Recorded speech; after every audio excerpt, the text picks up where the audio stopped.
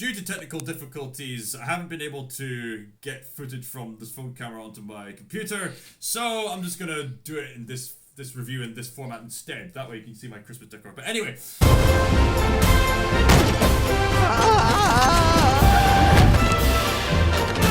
Who doesn't love Wallace and Gromit? Wallace and Gromit are some of the most beloved characters in UK history.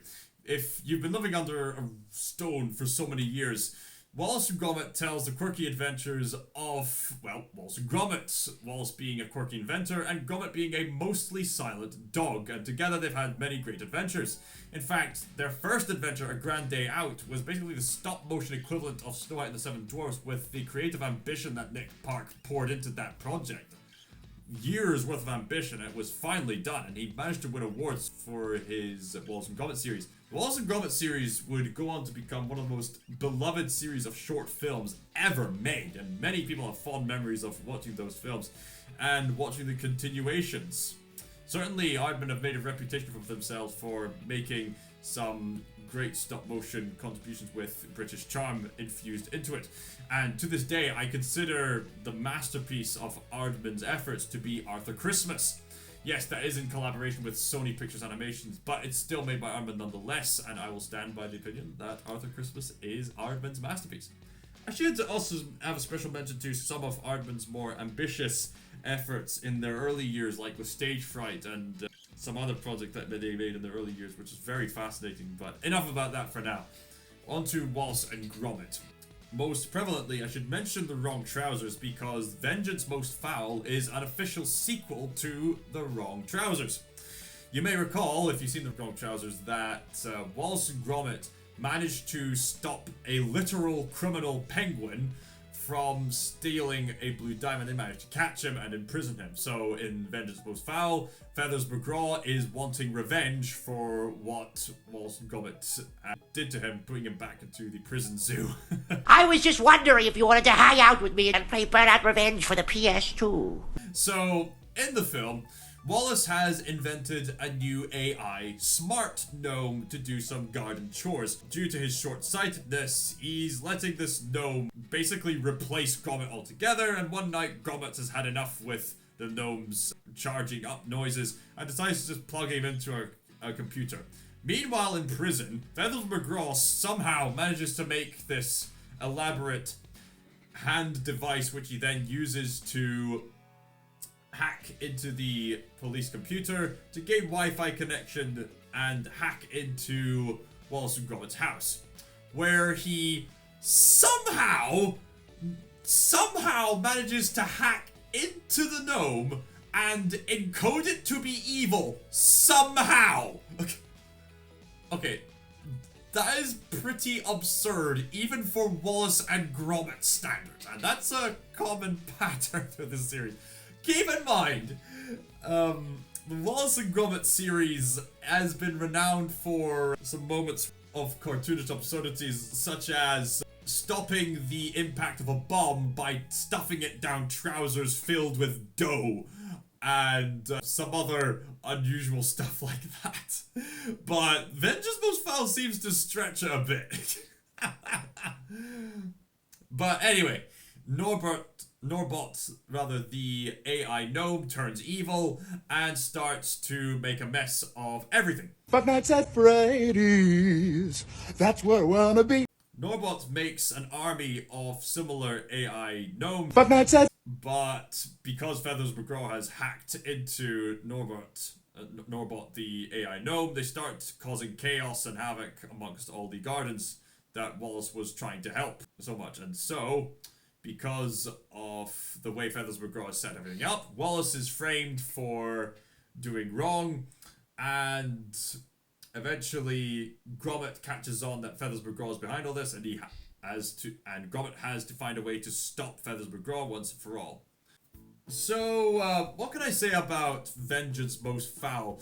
Certainly this movie definitely carries on the same charm that the rest of the series is well beloved for, and there's plenty of hilarious highlights to mention. For example, there's this one news host who's called Anton Deck. No, I'm not referring to Ant and Deck that you'd see from The X Factor. No, I am referring to Anton Deck. That is a genius pun name. It's clear that this humor was aimed towards UK audiences, but due to how wacky the whole presentation is, I'm pretty sure people over in the West and other places around the world will be able to enjoy the contents of this wholesome Wallace and Gromit film as well. Something I find interesting is that this is the second official feature-length movie from the Wallace and Gromit franchise, the first being The Curse of the Were-Rabbit, in which they were collaborating with DreamWorks at the time. Now with Vengeance Most Fowl, they're collaborating with Netflix, so it's interesting to note about their collaborations in regard to feature-length movies, as well as the time they allowed to give themselves to give a setup and payoff with that kind of format. I've heard people say that The Wrong Trousers is still the best of the Wallace and Gromit shorts because it's got the best kind of tension and one of the best payoffs in the entire thing. So I've heard, and I think A Close Shave is either a contender or a close second. I've heard. How would I rank Vengeance Most Fowl? I would probably say Vengeance Most Fowl is probably in a lower tier when it comes to Wallace and Gromit media. But that's not to say that Wallace and Gromit Vengeance Most Fowl is a bad movie in any way whatsoever. No. It's a great film.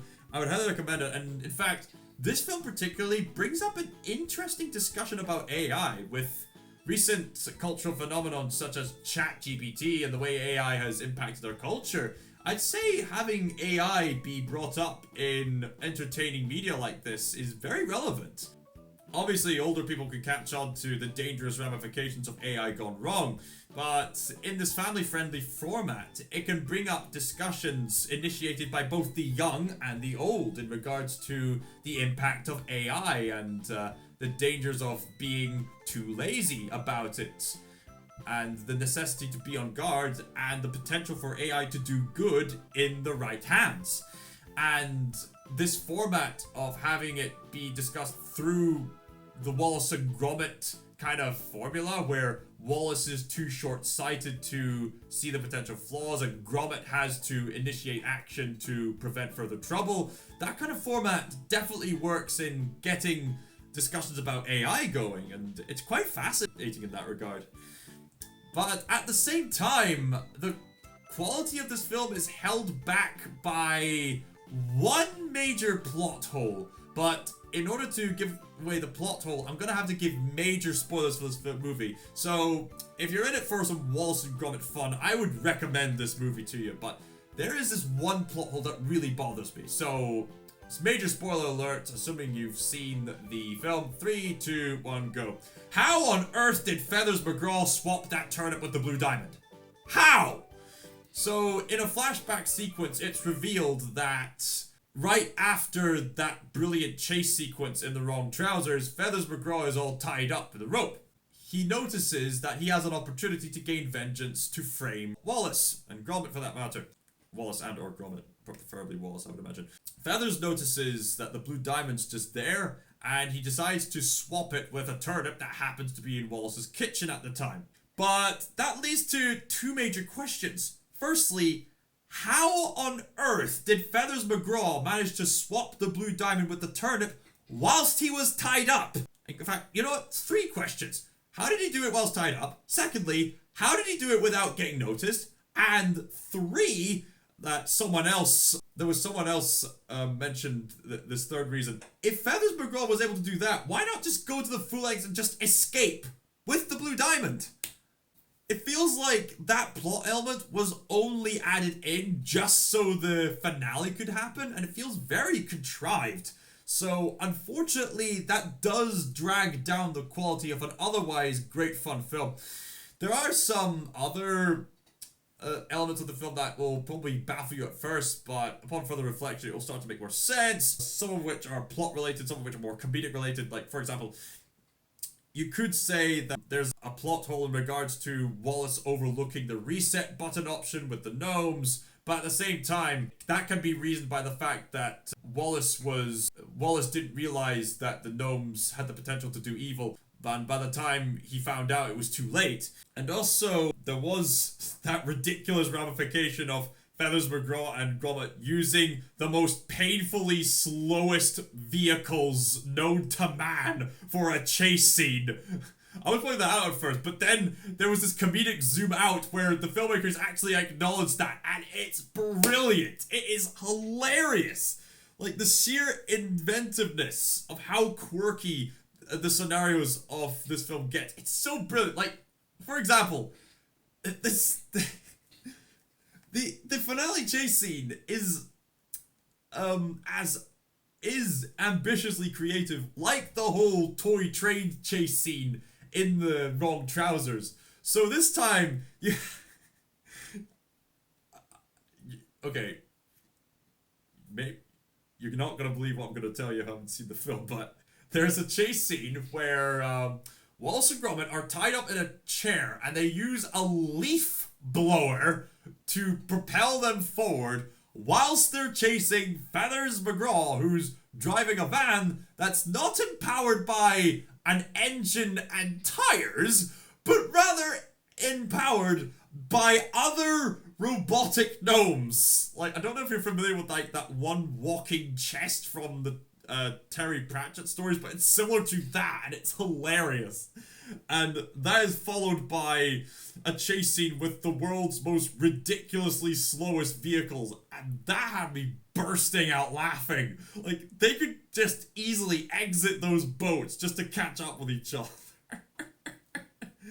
Also, I should mention that the farmer from Shaun the Sheep made an appearance, so it's officially confirmed that yes, Shaun the Sheep and Wallace and Gromit are in the same continuity. So yay, we have that affirmation. So this is overall a brilliant, fun family time, but that one plot hole with Feathers McGraw is too big a problem to ignore, so sadly that really drags down what is otherwise a really excellent film. So because of all that, I would rank Wallace and Gromit Vengeance Most Fowl a 9 out of 12. I would have ranked it higher, but unfortunately that plot hole really bothers me and really drags down the quality of the movie. I know that Wallace and Gromit is meant to be this kind of childish, imaginative fun, but even still, I would argue that even that needs to have some form of consistency. So that's where this film suffers, its sense of consistency.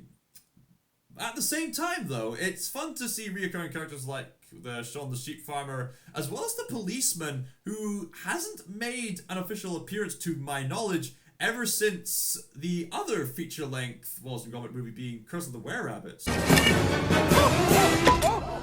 Stand back! There may be a large rabbit dropping! So, gosh, given that that policeman is retired by the end of this movie, what's that gonna say about Wallace and Gromit themselves? Gosh, makes you think.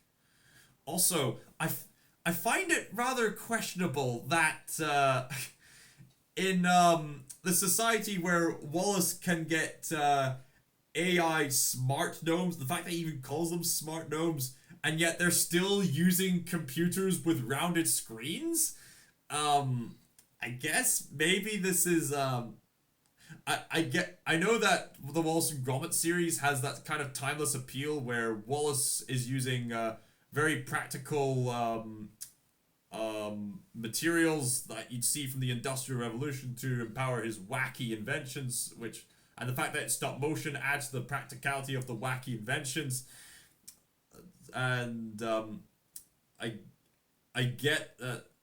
I suppose maybe you could say that this whole series is still maybe set in the 90s or the 2000s or something like that. But it's just a bit of an odd observation that they use terms like smart gnome and a few other modern equivalences, and yet they still have these old-fashioned kind of news and old-fashioned computers. I guess maybe there's some kind of a timey appeal, but I suppose you can all let me know in the comments down below. So what did you think of Wallace and Gromit Vengeance Most Fowl? Let me know down in the comments down below, and we'll have a cracking time in the comments down below. ScotsThinker signing out.